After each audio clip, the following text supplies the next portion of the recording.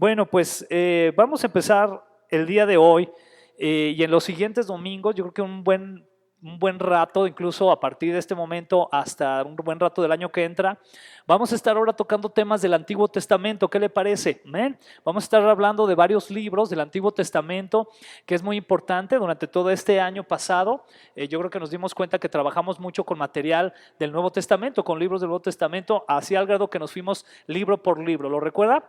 Amén. Entonces ahora vamos a estar estudiando varios libros del Antiguo Testamento, pero también vamos a estar trabajando algunas áreas temáticas. Recuerde que en la iglesia comúnmente predicamos de manera expositiva, es decir, capítulos, versículo por versículo, pero también tomamos algunos domingos donde hablamos de manera temática, ya temas más enfocados, todo con el enfoque bíblico que debemos de darle.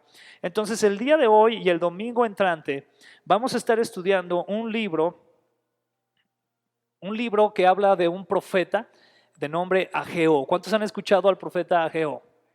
Amén. Y no es tan popular como Isaías, ¿verdad? No es tan popular como Jeremías o estos profetas del Antiguo Testamento, pero es un profeta muy importante como todos los que podemos ver dentro de la palabra del Señor. Y definitivamente quiero, antes de iniciar, dando una perspectiva acerca del profeta. ¿Qué trabajo tan complicado y demandante el de los profetas? Créamelo, era un trabajo como pocos.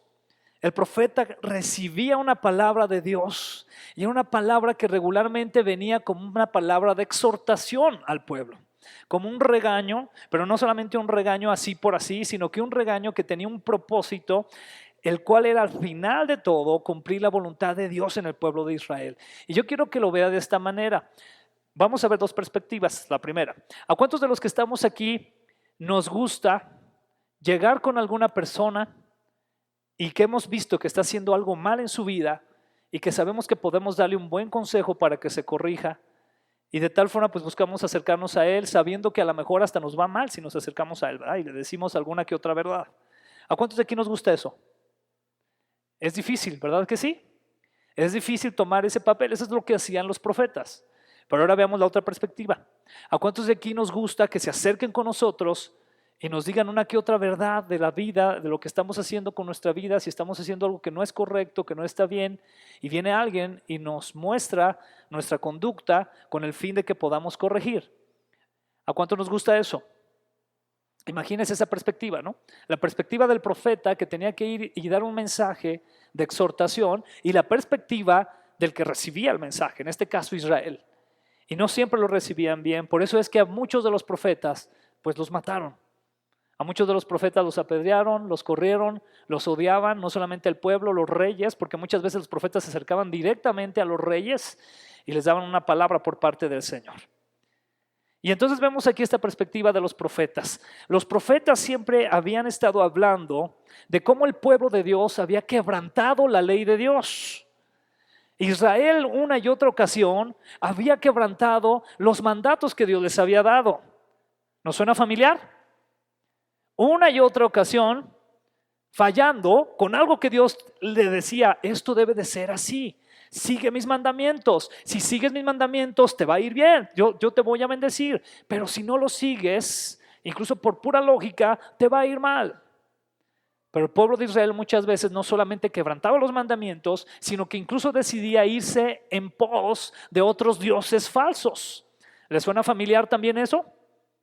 Y esto continúa en nuestras vidas, es muy aplicable a nuestras vidas.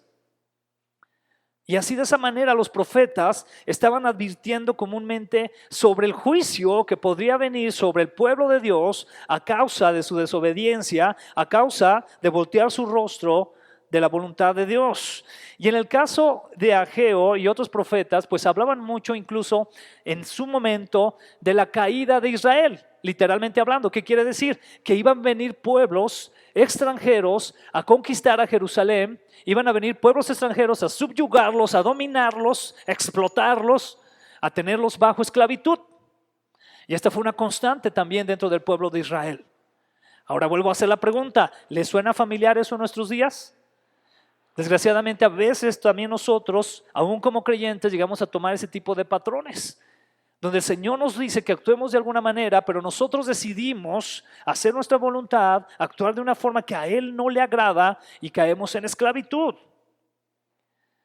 Aún así, los profetas de ese tiempo, contextualizando más el tema, creían que a pesar de esa esclavitud en la que iba a caer Israel, iba a haber una esperanza de restauración para con el pueblo de Israel. Los profetas hablaban mucho de una nueva Jerusalén, de una nueva presencia de Dios que iba a venir, iba a restaurar, iba a hacer todas las cosas nuevas, iba a perdonar al pueblo de sus pecados, pero no solamente perdonarlos, sino darle una nueva y mejor vida. Qué impactante el trabajo de los profetas. Y es así como llegamos a la situación específica del profeta Ageo. Y el profeta Ageo más o menos se sitúa 520 años antes de Cristo. Imagínense, 520 años antes de Cristo. Y también 70 años después del exilio. El exilio, recuerde que fue ese momento cuando Jerusalén, cuando Israel es conquistado y son llevados cautivos todo el pueblo de Israel. Junto, por ejemplo, con Daniel. ¿Recuerdan a Daniel, al profeta Daniel? En ese tiempo. Pero ya pasaron 70 años de eso. Incluso Babilonia, con Nabucodonosor y su imperio, han colapsado. Ya cayeron rendidos ante el imperio persa. Y el imperio persa está entonces gobernando en el tiempo de Ageo. Pero el imperio persa tiene una cosa muy interesante que le permite al pueblo de Israel regresar para reconstruir a Jerusalén. A esa Israel que había sido destruida le permite regresar. Muy interesante cómo el Señor, atención, usa a los reyes, usa a los presidentes, usa a los gobernantes conforme a su propósito. Esa es la realidad.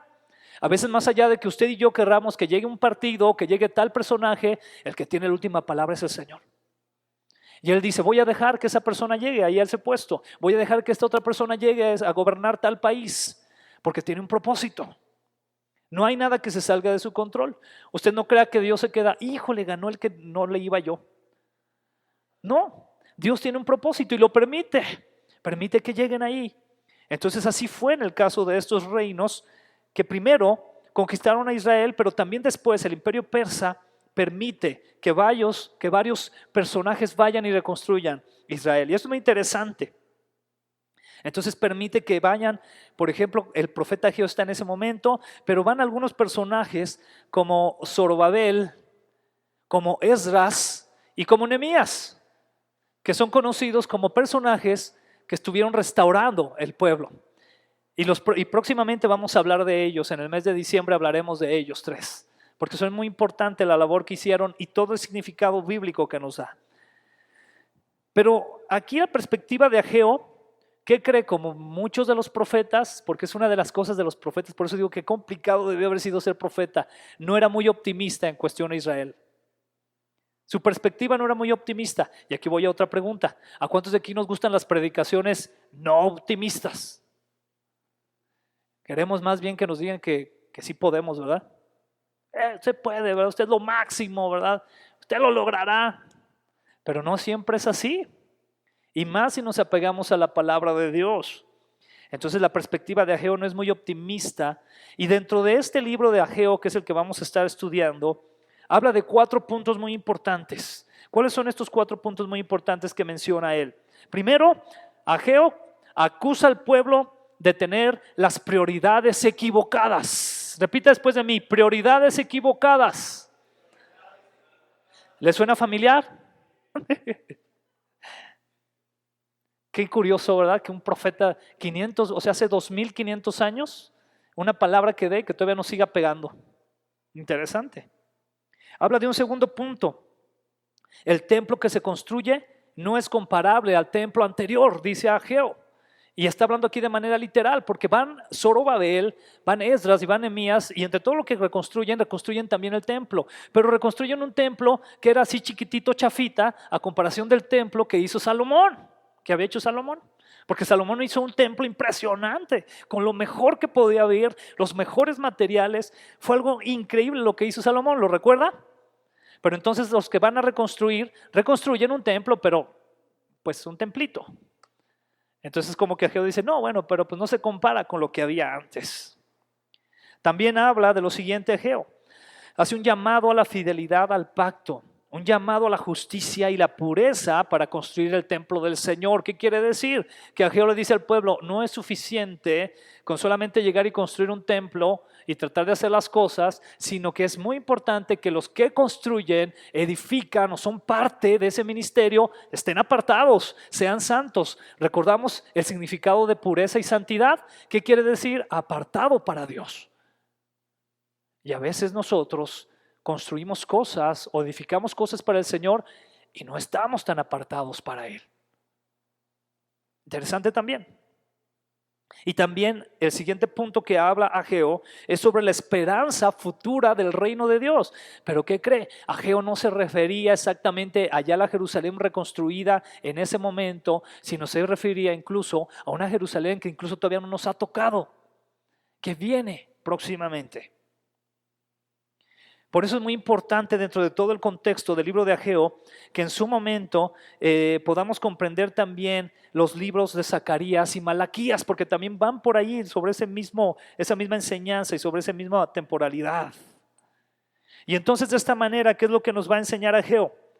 Nos va a enseñar lo siguiente. ¿Está listo para esto? Muy importante. Va a enseñar a Ageo que nuestras decisiones importan. Porque estamos también en un tiempo donde hemos enfatizado mucho en el hecho de que, bueno, pues ya Dios dirá. ¿Cuánto nos gusta esa frase? Y es bien mexicanota, ¿verdad que sí? Ya Dios dirá. Pues ya Dios, que Dios diga. Cuidado, porque Dios nos ha dejado establecido patrones muy específicos que debemos de seguir y de los cuales tenemos que tomar decisiones. Entonces Ageo nos enseña que nuestras decisiones importan. Nos enseña también bajo de eso que la obediencia del pueblo de Dios es parte de cómo Dios obra en el mundo. ¿Sabe que cuando el pueblo de Dios es obediente al Señor, hay más justicia en el mundo? Para todos aquellos, ¿verdad?, que lo reclamamos, hay muchas veces que todos llegamos en un punto medio ateo de nuestra vida, donde decimos, ay, pues si Dios existe, ¿por qué hay tanta maldad?, ¿verdad? Y siempre esa es la consigna de atea más grande. Si Dios existe, ¿por qué existe el mal? ¿Por qué los niños de África? Y así, ¿no? Cuando tú no eres capaz de llevarle un plato de comida a tu vecino que no tiene hambre. Que tiene hambre, mejor dicho. Entonces imagínate, ¿qué quiere decir? Cuando obedecemos los preceptos de Dios, junto con ello, y más como pueblo de Dios, traemos justicia también. Pero tenemos que ser obedientes. Porque si no estamos siendo obedientes, complicadamente va a llegar algún momento de justicia. Y también habla Ageo o enseña lo siguiente, que esto debe motivar a la humildad y a la acción mientras espera la llegada del reino de Dios. Entonces hay dos cosas que dice aquí Ageo que va a mencionar: el que seamos humildes. ¿Qué quiere decir humilde, hermano? Reconocer que somos humanitos y que Dios es Dios. Eso es ser humilde. Reconocer nuestra postura. Somos muy pequeños. Dios nos ama mucho, es cierto. Pero eso es lo maravilloso del amor de Dios, que Dios pueda expresar su amor tan grande en seres tan pequeñitos. Si usted y yo nos comparamos con toda la creación de Dios, somos pequeños en medio de toda ella. Y allí es donde se muestra una humildad al reconocer quién es Él. Tenemos un Dios muy grande. Pero esta humildad entonces debe de ir de la mano de la acción. ¿Qué quiere decir?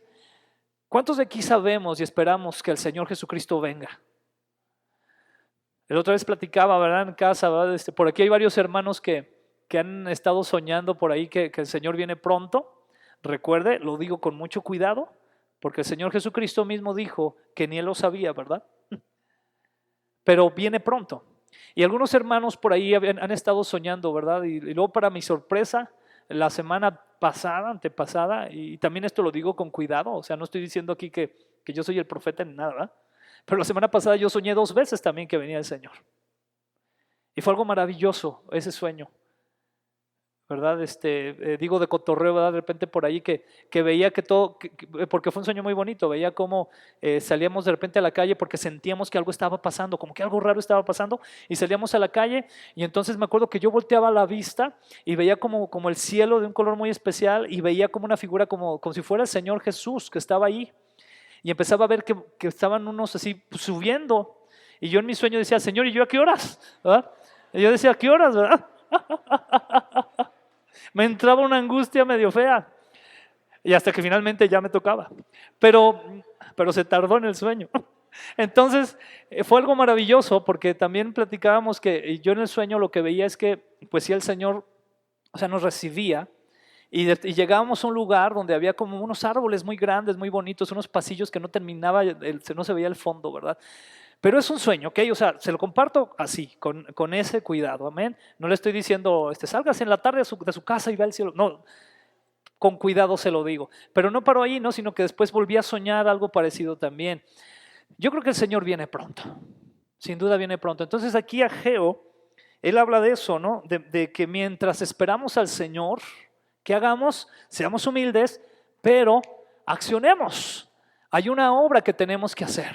Hay un trabajo que tenemos que realizar. Lo más padre sería decir, Señor, pues sí, aquí te espero, mira, viendo Netflix, ¿verdad? Con mi coca y mis papas con limón y salsa y cueritos, ya para que les dé más hambre. Entonces, imagínense, no, Dios quiere, el Señor quiere que accionemos, que hagamos su obra. Y esto es parte del llamado que vamos a ver que menciona Ageo.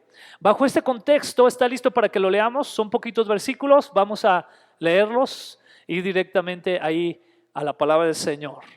Ageo capítulo 1, vamos a ver el versículo 1, dice así. El 29 de agosto del segundo año del reinado del rey Darío, el Señor dio un mensaje por medio del profeta Ageo a Zorobabel. Recuerde que Zorobabel es uno de los restauradores de Israel, uno de esos hombres que el imperio persa permitió que regresara a Israel a reconstruir. Entonces dice que le dio un mensaje por medio del profeta Ageo a Zorobabel, hijo de Salatiel, gobernador de Judá, y a Yeshua, hijo de Jehosadac, el sumo sacerdote. Dice así: esto es lo que dice el Señor de los ejércitos celestiales. ¿Cuál Señor lo dice? Mucha atención ahí. Cuando la palabra de Dios menciona al Señor mismo con uno de sus nombres en específicos, es porque quiere dar esa connotación. Recuerde que hay muchos nombres de Dios, ¿verdad? Lo hemos cantado ahorita, el gran yo soy, el alfa y el omega. Y ahorita, por ejemplo, uno de esos nombres es el Señor de los ejércitos celestiales. Eso tiene una connotación militar, tiene una connotación de mando. ¿Ok, hermano? Entonces, eso es lo que está ordenando, en esa connotación lo dice. Esto es lo que dice el Señor de los ejércitos celestiales. El pueblo alega, todavía no ha llegado el momento para reconstruir la casa del Señor. Nos detenemos ahí. El Señor entonces envía a Zorobabel y a Yeshua a construir el templo. El templo, hermano, lo podemos representar como aquel lugar donde nos damos cuenta de la posición que tenemos delante del Señor. Un lugar donde en medio de una rutina tan absorbente nos permite reenfocarnos y sensibilizarnos hacia la voz del Señor. Vamos a darle ese enfoque ahorita, es decir, ese lugar donde estamos actualmente, que es un lugar donde nos salimos un poco de nuestra dinámica estresante y absorbente y nos enfocamos ¿a qué? A darle gracias a Dios al 100%, casi al 100%, nos enfocamos a recibir palabra de Dios, nos enfocamos a bendecirnos unos a otros, es decir, nos enfocamos a la voluntad del Señor. No quiere decir que en el resto de la semana no deba de ser. Pero tenemos que también reconocer algo. Estamos absorbidos por el trabajo, por los problemas, por las situaciones que se nos presentan. ¿A poco no? Entonces cuando llegamos aquí, debemos llegar con esa actitud, con una actitud de decir, Señor, aquí ese es tu lugar. Y aquí voy a adorarte, voy a dar, aunque sea estas 2 horas a ti, totalmente concentrado en agradecerte y en recibir lo que tú me quieras dar. En recibir la guía que tú me quieres dar, Señor. Entonces es un lugar especial y también tiene que ver con el lugar que es nuestro mismo ser. Ahorita lo veremos. Pero entonces, ¿qué pasaba en el templo? ¿Qué hacían en el templo? Se ofrecían sacrificios para perdón de los pecados. Se recordaba quién es Dios y quién es el ser humano. Se adoraba. Y para que tengamos más claro esa situación del templo como tal, vamos a recordar un momento cumbre que fue precisamente la dedicación del templo con el rey Salomón, de ese templo del que hablábamos. Y eso lo encontramos en 2 de Crónicas, capítulo 7, en los siguientes versículos. Dice así: cuando Salomón terminó de orar, cayó fuego del cielo que consumió los sacrificios y las ofrendas quemadas. ¿Imagina usted eso? Fuego que caiga del cielo. Debe ser algo impresionante. Dice, y la gloriosa presencia del Señor llenó el templo. Los sacerdotes no podían entrar en el templo del Señor porque la gloriosa presencia del Señor lo llenaba. Imagínense eso literalmente. Esta iglesia, esta pequeña iglesia, llena de una manera tan tangible de la presencia de Dios que usted y yo tengamos que estar haciendo fila afuera porque no podemos entrar. ¿Se imagina eso? Es lo que dice aquí la palabra, que llenaba el templo la presencia de Dios. Fue algo muy impactante. Y luego nos dice enseguida, cuando todos los israelitas vieron que el fuego descendía y que la gloriosa presencia del Señor llenaba el templo, ¿qué dice que pasó? Cayeron postrados rostro en tierra y adoraron y alabaron al Señor diciendo, Él es bueno, su fiel amor perdura para siempre.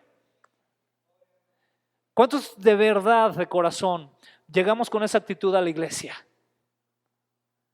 Al lugar de adoración. Recuerde que estamos hablando de un lugar de adoración y que esto tiene mucho contexto bíblico de acuerdo a lo que es la eclesiología también. Pero estamos hablando de eso, de ese sentir, que nos damos cuenta que es un lugar especial y es un lugar en el cual debemos de declarar que el Señor es bueno, que su fiel amor perdura para siempre. Le voy a decir algo, uno de los conceptos más importantes en cuestión de la adoración, hermano, más allá de adorar a Dios por lo que Él ha hecho con usted, es adorar a Dios por quien es Él. Se lo voy a repetir. Más allá de adorar a Dios por lo que Él hace, es adorar a Dios por quien es Él. Aquí lo dice muy claramente. ¿Quién es Él? Es un Dios bueno. ¿Y qué más? Es un Dios que su amor perdura para siempre. ¿Se fija ese contexto de adoración? ¿Lo podemos ver? Es un contexto que habla de quién es Dios. Más allá de que si, Señor, te adoro porque me llegó la quincena.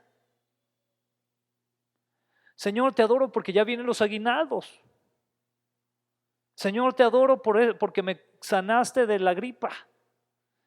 Sí me doy a entender, hermanos. Más allá de eso, le voy a decir una cosa. Si Dios decidiera que por alguna situación no nos llegaran los aguinaldos, no se asuste, pero sigue siendo bueno. ¿Cuántos lo creen? ¿Verdad que ya no está tan fácil? Ya soy yo, amén. Así. Porque si por alguna circunstancia Dios quiere que te dure, no te duren 3 días la gripa, que te dure 10, te tengo una noticia, Dios es bueno. Pero es difícil de comprender, ¿verdad que sí? Pero Dios es bueno. Entonces ahí es donde usted y yo podemos adorar a Dios por quien es Él. Y ya en segundo lugar, por lo que Él hace. Pero primero por quien es Él. Y eso es lo importante que podemos ver aquí. Ahora, enfocado a esto, al tiempo de Ageo, debemos de recordar que el templo, junto con la ciudad en el tiempo de Ageo, estaban en ruinas debido al juicio de Dios a causa del pecado de Israel. Y de aquí surge una pregunta importante. ¿Por qué el pueblo, ¿por qué el pueblo consideraba que aún no era tiempo para la reconstrucción de la casa del Señor? Porque esa es la pregunta, o eso es lo que el Señor les menciona en el versículo 2. Lo voy a regresar para que podamos tener la claridad de lo que estoy hablando. Recuerde que el Señor manda un mensaje por medio del profeta Ageo, se lo manda a Zorobabel y el Señor dice que el pueblo está alegando. ¿Qué está alegando el pueblo? Todavía no ha llegado el momento para construir la casa del Señor. ¿Quiere que se lo diga en palabras actuales? ¿Está listo? Todavía no me dice el Señor en qué le sirva. Se vieron risas nerviosas y de todo. No, pues es que el Señor no me ha hablado, no me ha dicho, pues que es que todavía no es el tiempo. Ah, caray. Y usted y yo, si somos bien bíblicos, podemos ir a la palabra de Dios y nos damos cuenta que desde el momento en que el Señor Jesucristo partió, Él dijo muy claramente, id y hacer discípulos a todas las naciones, bautizándolos en mi nombre, enseñándoles todas las cosas que yo os he enseñado. ¿Quiere más llamado de Dios que ese? ¿Cuántos de aquí están esperando un ángel que venga y les diga qué tienen que hacer? Porque para que sigan sentados como están. Perdón, ¿verdad? Me vi muy mal. Pero hermano, el Señor ya nos ha dicho qué hacer. Si usted no lo está haciendo, es porque usted le está pasando lo que está enseñando Ageo. Usted tiene otras prioridades. Para usted son más importantes otras cosas que el llamado de Dios a su vida, a pesar de lo que Jesucristo ha pagado por usted y por mí. No son palabras fáciles de Ageo, ¿verdad que no? Imagínense al pueblo que le decían, si nosotros nos quedamos serios, ahora imagínense el pueblo de Israel cómo se quedaba con esas palabras. ¡Wow! Pero entonces está este mensaje que Dios mismo le está mandando al pueblo por medio de Ageo. Y entonces, ¿qué es lo que sigue? Vamos a ver. Dice el versículo 3 ahí del capítulo 1 de Ageo. Entonces el Señor envió el siguiente mensaje por medio del profeta Ageo. ¿Está listo? Le dice, ¿por qué viven ustedes en casas lujosas mientras mi casa permanece en ruinas? Esto es lo que dice el Señor de los ejércitos celestiales. Miren lo que está pasando. Han sembrado mucho, pero cosechado poco. Comen, pero no quedan satisfechos. Beben, pero aún tienen sed. Se abrigan, pero todavía tienen frío. Sus salarios desaparecen. Hello. Como si los echaran en los bolsillos llenos de agujeros. Qué palabra, ¿verdad? ¿Cómo nos va con esta palabra? ¿Bien? ¿Qué palabra tan tremenda le está dando allí el Señor a Ageo para dárselo a ese remanente que estaba trabajando para la reconstrucción del templo, perdón? ¿Sabe que nuestros afanes en la vida van a ser siempre así? Nunca usted y yo estaremos satisfechos, siempre vamos a querer más.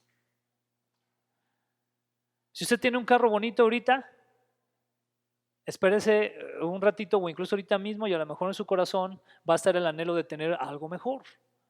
Si tiene ya una buena casa, tal vez en su corazón el anhelo de tener una mejor casa. Ahora, mucha atención con esto, ¿ok? Ese no es tanto el problema. El problema es cuando ese anhelo está por encima de su anhelo de agradar a Dios, de buscar al Señor, de honrar al Señor. Ese sí es el gran problema.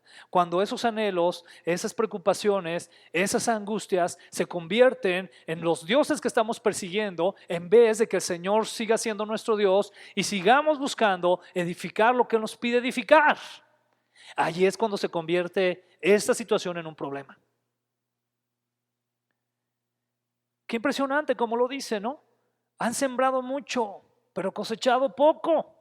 ¿Sabe que una de las angustias más actuales, y por eso no quiero decir que no estudien, hay que estudiar, pero una de las angustias más actuales que hay, es que a veces hay una demanda de preparación muy fuerte, pero realmente no hay lugares donde se pueda ofertar o se le pueda dar un salario a una persona digna de esa preparación?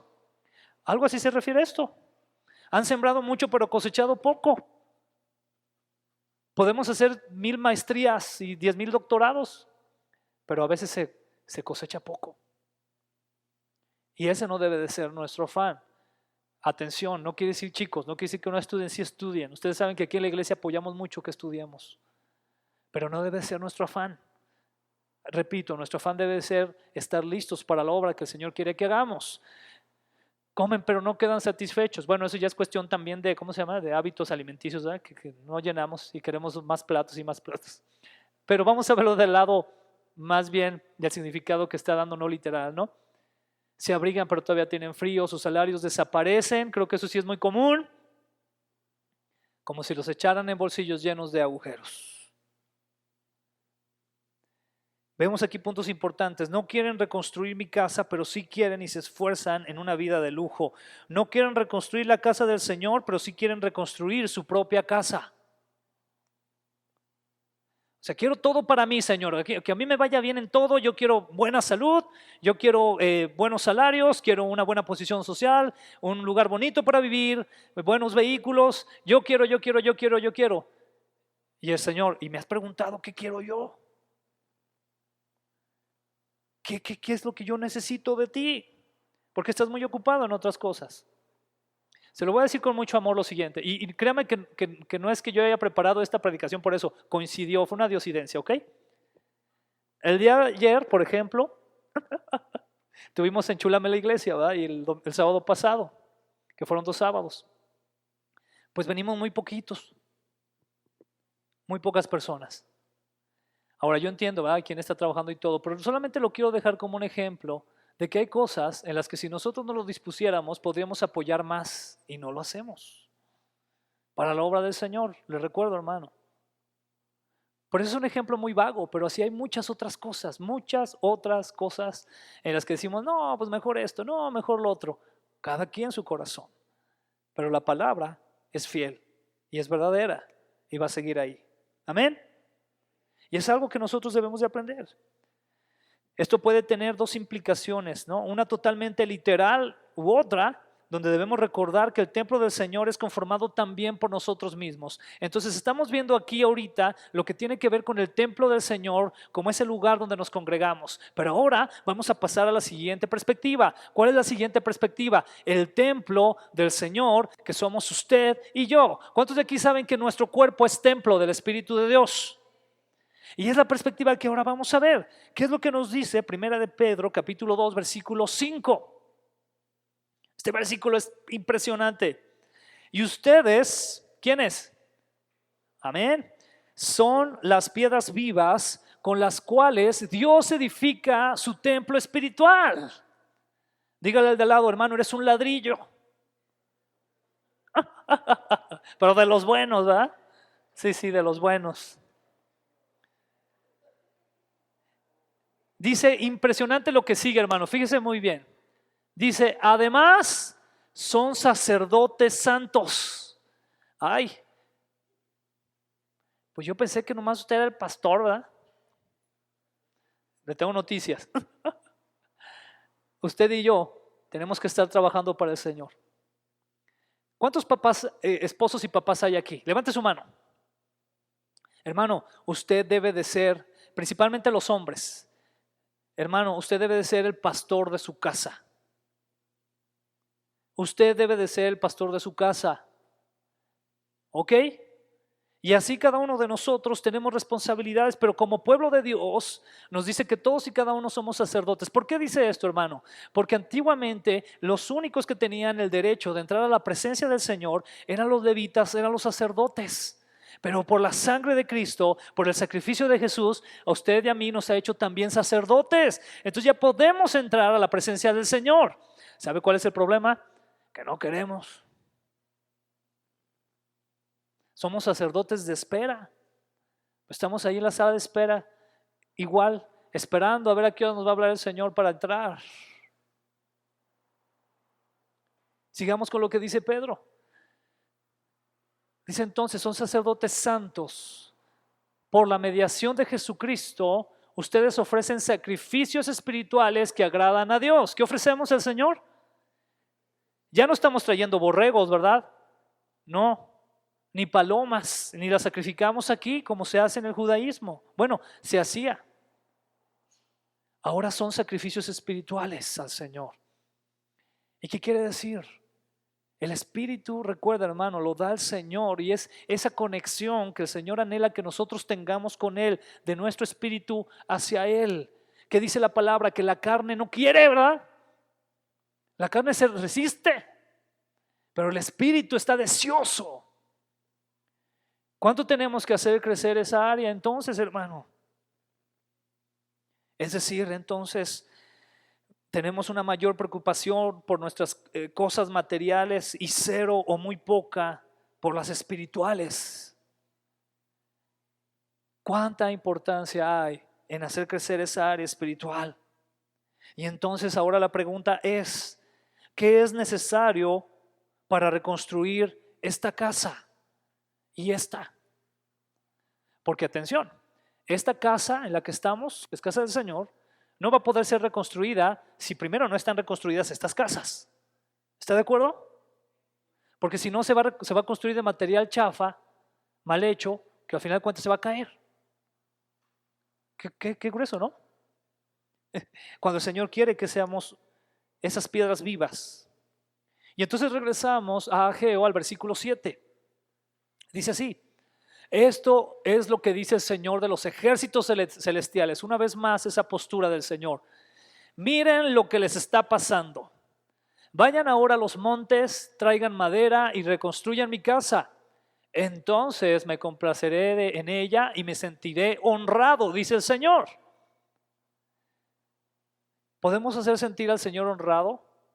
Sí, amén. Cuando nosotros nos decidimos a hacer su obra.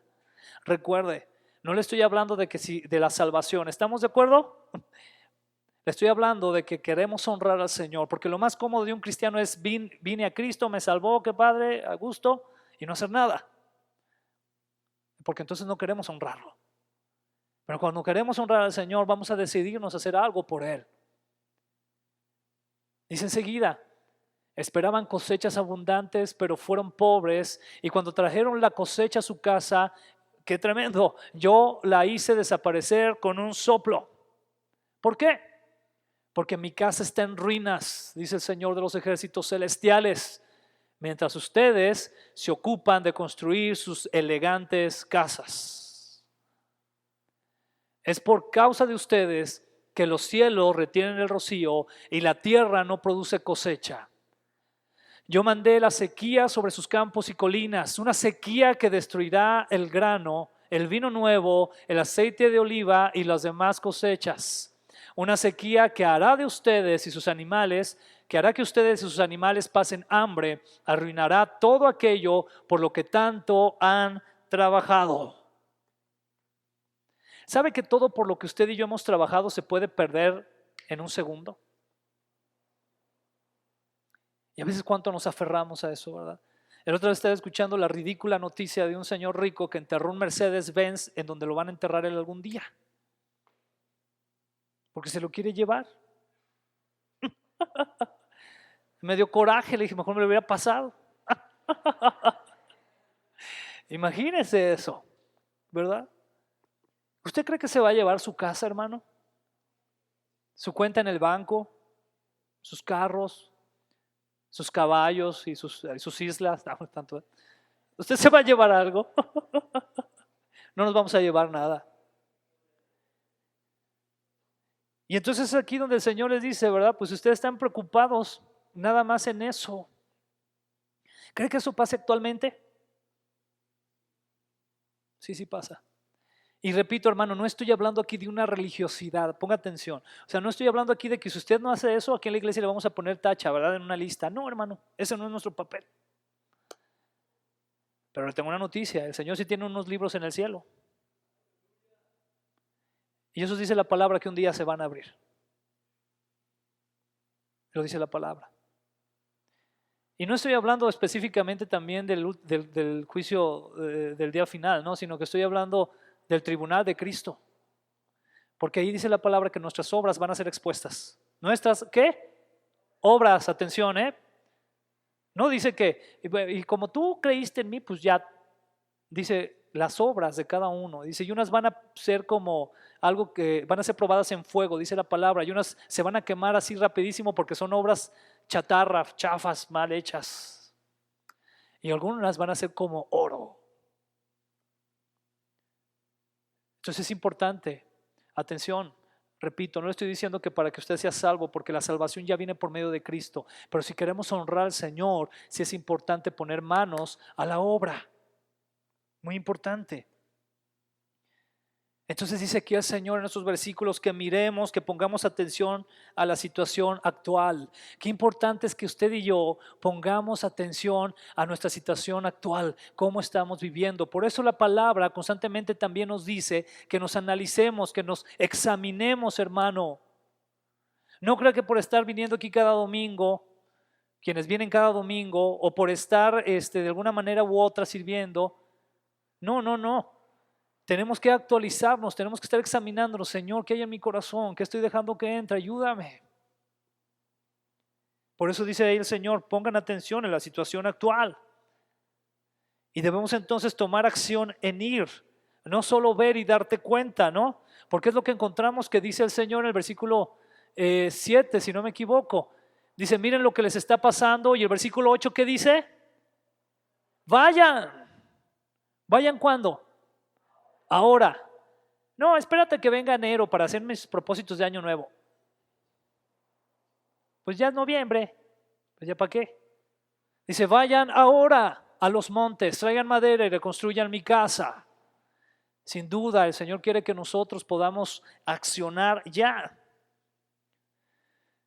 Dice el Señor, no hay producción, no hay cosechas, no hay frutos. El cielo retiene su rocío para la producción de cosechas. Y después de ver estos versículos que acabamos de leer, surge otra pregunta. ¿Qué sucede cuando se escucha la exhortación? Es decir, la palabra del Señor. Porque el Señor está exhortando aquí, amén, ¿está de acuerdo? Está exhortando al pueblo de Israel. Ahora, ¿usted y yo hemos sido exhortados o somos exhortados incluso en este momento? Muy probablemente sí. Y si es así, gloria a Dios. Pero entonces, ¿qué hacemos cuando escuchamos esto? Vamos a ver lo que dice el versículo 12. Entonces Zorobabel, hijo de Salatiel, y Yeshua, hijo de Jehosadac, el sumo sacerdote, y todo el remanente del pueblo de Dios, comenzaron ¿a qué? A obedecer el mensaje del Señor su Dios. Entonces en ese momento comenzaron a obedecer el mensaje del Señor su Dios. Dice, cuando oyeron las palabras del profeta Ageo, a quien el Señor su Dios le había enviado, el pueblo temió al Señor. Esa debe de ser nuestra postura. Dos puntos importantes. Uno, obedecer, y el otro, temer al Señor, que también está tan poco de moda actualmente porque pensamos o tenemos una idea en nuestra mente de que tenemos un Dios bien buena onda. ¿Usted le teme a alguien buena onda? Yo creo que no, ¿verdad? Es más, hasta los agarran de carrilla a veces a los buena onda, y de bullying y de bajada, por buena onda. Acá es bien buena onda, sí, tú hazle, es bien buena onda, no pasa nada. Dios no es así, hermano. Sí es amor, claro que sí, y es paciente, y su gracia es muy grande, pero es Dios. Él es Dios, debemos de temerle, debemos de temer a Dios que tiene la capacidad de determinar o de destruir y de construir, de crear, de deshacer, hermano. Él tiene ese poder. Esa es la realidad. Entonces ellos obedecieron y temieron al Señor. Veamos qué es lo que nos dice el versículo 13 también. Dice así, luego Ageo, el mensajero del Señor, dio al pueblo el siguiente mensaje del Señor. Yo estoy con ustedes, dice el Señor. ¿Cuántos dicen amén a esto? Él está con nosotros. Esta palabra nos gusta, ¿verdad que sí? Pero recordamos muy bien de qué viene antecedida. ¿Sí lo recordamos? Ajá. Es un contexto de obediencia, es un contexto de acción, es un contexto de poner manos a la obra. Es un contexto de decir, sí, Señor, no he priorizado en ti. Para mí hay otras cosas más importantes que tú, para mí hay otras cosas que son de más valor, y por eso no he puesto la atención que he debido al llamado que tú me has dado, Señor, y hago oído sordo. Esa es la actitud que debemos de tener. Entonces, cuando tenemos esa actitud y hemos entendido esas palabras, ¿qué cree que le dice el Señor? Yo estoy con ustedes, yo estoy contigo. Ve adelante. Yo estoy contigo. Qué palabra tan hermosa, ¿no? Versículo 14. Entonces el Señor despertó el entusiasmo de Zorobabel. Muy interesante esto, hermano. Amén. Fíjese muy bien lo que dice aquí. El Señor despertó el entusiasmo de Zorobabel. Si usted no siente entusiasmo para trabajar en la obra del Señor, le tengo una noticia. Pídaselo. Señor, dame entusiasmo, quítame la flojera, que no me gane Sabanás, que pueda llegar temprano a la iglesia, que pueda servirte, que cuando digan aquí necesitamos hermanos que alguien nos ayude en esto, en lo otro, yo diga yo, luego. Eso es entusiasmo, ¿no? O entusiasmo es, hermanos, vamos a tener el congreso de jóvenes, ¿quién nos quiere ayudar? Y los hermanos, ya van a empezar. No, pues eso no es entusiasmo. Entusiasmo, muy bien, vamos a ver cómo servimos a los muchachos, porque queremos a nuestros muchachos, nos interesan, queremos que sean bendecidos, ¿qué necesitan que haga? Eso es entusiasmo. ¿Cuántos van con tristeza al cajero a cobrar su quincena? Bueno, los que ya de repente lo tenemos ya que pagar, pues sí, ¿va? Pero regularmente, ¿cómo vas? ¿Contento, no? O en tu trabajo, cuando te dan un premio, ¿verdad? Que te van a dar un premio. que cumpliste quién sabe cuántos años, ¿verdad? Y te toca el premio. ¿A poco estás todo triste? Ah, Chihuahua, me van a dar un premio. Y por mis 25 años, 30 trabajando ahí, ¿por qué me tienen que dar ese premio? ¿Así te pones? ¿Cómo estamos? Contentos, ¿verdad? Ya estás pensando qué vas a hacer, ¿verdad? Con ese dinero y todo. Entonces, ese es el entusiasmo que debe de haber en nuestro corazón. Ese entusiasmo que nos permita trabajar para el Señor. Entonces en el versículo 14 vimos, entonces el Señor despertó el entusiasmo de Zorobabel, hijo de Salatiel, gobernador de Judá, y de Yeshua, hijo de Jehosadac, el sumo sacerdote, y de todo el remanente del pueblo de Dios. Comenzaron a trabajar en la casa de su Dios, el Señor de los ejércitos celestiales. Dice aquí el 11 de septiembre del segundo año del reinado del rey Darío. ¿Qué comenzaron entonces a hacer? A trabajar. ¿Cuántos dicen amén? Amén. Yo le tengo una noticia y esto sí, eso sí, para que veas, eso sí es el propósito. Por eso también estoy hablando de estos mensajes y por eso también le voy a hablar en su momento de Zorobabel, de Nehemías y de Esdras. Pero en la iglesia, próximamente, con la ayuda del Señor, estamos a punto de tener un AC, una asociación civil. Y en esa asociación civil, hermano, tenemos que poner todas manos a la obra. Porque vamos a buscar que se nos puedan dar recursos para hacer la obra del Señor. ¿Pero qué cree que se necesitan? Manos, gente dispuesta a trabajar, gente dispuesta a servir. Hay mucho que hacer porque el Evangelio se extienda y tenemos que buscar todas las formas. Es tiempo de que usted y yo podamos edificar, que podamos construir. Entonces vemos aquí cómo el pueblo comenzó a obedecer el mensaje, es decir, la palabra del Señor. Podemos ver cómo el pueblo temió a Dios. Podemos ver cómo el Señor alentó al pueblo con la promesa de yo estoy con ustedes. Y el Señor despertó el entusiasmo en Zorobabel, en el liderazgo, en los servidores. Comenzaron a trabajar en la casa de Dios. Ese Dios que se menciona aquí como el Señor de los ejércitos celestiales. Apliquemos eso como lo que acabamos de ver en 1 de Pedro 2:5, que cada uno de nosotros somos una piedra que edifica el templo de Dios, pero también vamos a aplicarlo a la vida y propósito de la iglesia, que es el cuerpo de Cristo, hermano. Y con esto voy a cerrar. Quiero que a usted y a mí nos quede muy claro lo siguiente, y yo voy a insistir en esto, hermano, y se lo voy a insistir en el amor del Señor. ¿Qué es lo que le voy a insistir? Que usted y yo, al formar el templo del Señor, no estamos hechos para solamente venir cada domingo, sino que estamos llamados para servirle a Él. Y excusas usted y yo siempre vamos a tener, que el trabajo, que las enfermedades, que esta situación o esta otra. ¿Sabe que esas excusas regularmente nunca se van a acabar? Siempre va a haber. Pero debe de haber el entusiasmo de servir al Señor por encima de todo eso, hermano. Encima de todo eso. No espere más. Entonces apliquémoslo a la vida y propósito de la iglesia, porque la iglesia es el cuerpo de Cristo, según Efesios 4 del 11 al 13. ¿Qué nos dice Efesios 4 del 11 al 13? Dice así: ahora bien, Cristo dio los siguientes dones a la iglesia. Antes de continuar, yo quiero preguntar, ¿de casualidad aquí está la iglesia? Pues entonces esto se lo dio a usted y a mí. Dice los apóstoles, los profetas, los evangelistas y los pastores y los maestros. Y los pastores y maestros.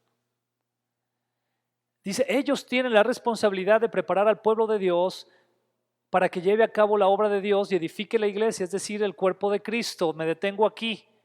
Muchos podrían decir, bueno, pero pues yo no tengo llamado de pastor, ni de maestro, ni de evangelista, ni de profeta y apóstol, que ese ya será otro tema en su momento. Pero muchos pueden decir eso. Pueden decir, eso es trabajo de ellos. Pero ¿cuál es entonces el trabajo de estos ministerios que el Señor ha hablado? Nos lo dice muy bien el versículo 12. Tienen la responsabilidad de preparar al pueblo de Dios. ¿A quién tenemos que preparar? ¿Cuántos son pueblo de Dios una vez más? Ok, ¿y para qué se les prepara, hermanos? Según lo que dice este versículo, para llevar a cabo la obra de Dios y edifique la iglesia, es decir, el cuerpo de Cristo. Entonces, ¿qué quiere decir?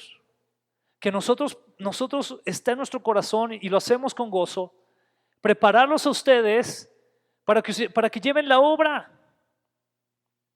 Entonces, ¿verdad que no nomás es trabajo del pastor, verdad? O del evangelista o del maestro. ¿De quién es el trabajo? ¿De quién es la obra también? Y se edifique la iglesia, es decir, se construya la iglesia, porque la iglesia es el cuerpo de Cristo. Y recuerden muy bien, la palabra nos menciona que ¿quién es la cabeza de la iglesia? ¿El pastor? Cristo es la cabeza de la iglesia. Y ya después ahí los pastorcillos nos encargamos de poder prepararlos a ustedes, para que lleven a cabo la obra, hermano. Entonces le tengo una noticia, deje de estar sentado en la banca. ¿Cuántos dicen amén? Espero me siga queriendo después de esto. Pero hay mucho que hacer. Hay mucha obra que tenemos que realizar y debemos de estar entusiasmados por realizarla. Y entonces dice enseguida, el siguiente versículo. Por si alguien dice, no, pero eso ya fue para después, ¿verdad? ¿Qué dice ahí? Ese proceso, ¿qué? ¿Hasta cuándo? Hasta que todos alcancemos tal unidad en nuestra fe y conocimiento del Hijo de Dios, que seamos maduros. Ya aquí no me quiero meter más en Honduras. Dice que seamos maduros en el Señor, es decir, hasta que lleguemos a la plena y completa medida de Cristo. Si usted y yo tuviéramos a nuestro Señor Jesucristo, nuestro precioso Salvador, a nuestro lado, hermano, y quisiéramos medirnos con Él, ¿a dónde cree que le llegaríamos? Por ahí dice un dicho, ni a los talones, ¿verdad? Y aquí nos dice la palabra que debemos de continuar esa obra hasta que lleguemos a la plena y completa medida de Cristo. Le tengo una noticia, eso es hasta que Cristo venga, porque hasta que Cristo venga y Él transforme estos cuerpos y los haga gloriosos, hasta entonces usted y yo vamos a estar a la medida de Cristo. ¿Qué le parece? Por si usted pensaba jubilarse del ministerio el año que entra. No, en Cristo no hay jubilaciones, no. En Cristo, como dijo Pablo, si vivimos para Él vivimos y si morimos, para Él morimos. Sea que vivamos o sea que muramos, somos del Señor. ¿Cuántos se alegran con eso? Entonces hay mucho que hacer, hay mucho que hacer y vamos a construir y edificar lo que el Señor quiere que edifiquemos en nuestra vida. Vamos a dejar a un lado los pretextos, vamos a comenzar ahora sí a priorizar quién es el primero, que es el Señor nuestro Dios, y vamos a trabajar para Él. Todo lo demás, hermano, no se preocupe, todo lo demás va a ser añadido. Dice el Señor, busca primeramente el reino de Dios y su justicia, y todo lo demás vendrá por añadidura. Vamos a ponernos de pie y oremos al Señor.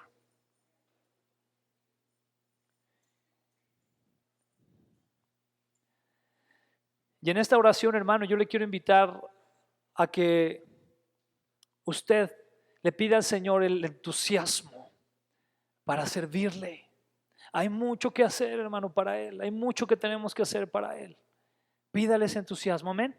Y Él va a añadir todo lo que necesitemos. Señor, gracias. Gracias te damos porque tú haces un llamado, Señor, a tu pueblo. Y nos haces un llamado donde nosotros debemos de concientizar de que tú eres o debes de ser, Señor, la prioridad de nuestra vida. Tú debes de ser lo más importante para nosotros. Todas nuestras decisiones, todas deben de estar basadas teniéndote a ti como lo primero. Padre, aquí está, Señor, parte de tu iglesia, Señor, de tu cuerpo, porque conformamos como iglesia local parte de todo ese cuerpo tan precioso que tienes alrededor del mundo. Pero aquí estamos diciéndote que queremos, Señor, poner manos a la obra, accionar. Queremos honrarte, queremos trabajar para ti. Queremos, Señor, hacer la obra, queremos cumplir el llamado que tú nos has dado. Te rogamos, Señor, por favor, que quites, Señor, toda distracción, que nos hagas consciente de aquellas cosas que nos estorban, para que en el nombre de Jesús podamos hacerlas a un lado y podamos proseguir hacia la meta, al supremo llamamiento de Dios. Que hagamos a un lado, Señor, lo material. Que hagamos a un lado las tristezas, Señor, las agonías, lo que nos pueda agobiar, las aflicciones, y que veamos el rostro de Cristo. Que hagamos a un lado, Señor, todo aquello que consideramos importante y te pongamos a ti en primer lugar. Ayúdanos, Señor, por favor. Gracias yo te doy por cada uno de mis hermanos, Señor, que están aquí. Gracias por sus vidas. Gracias por aquellos que el día de hoy no pudieron estar aquí. Te rogamos por sus vidas, Señor, que tú los bendigas y los guardes donde quiera que estén, y que puedas también encender el entusiasmo en su corazón para que ellos puedan honrarte, Señor, y servirte. Ayúdanos, Señor, a voltear nuestro rostro a tu casa, a tu obra, Señor. Gracias, Señor, te damos en el nombre de Jesús. Amén.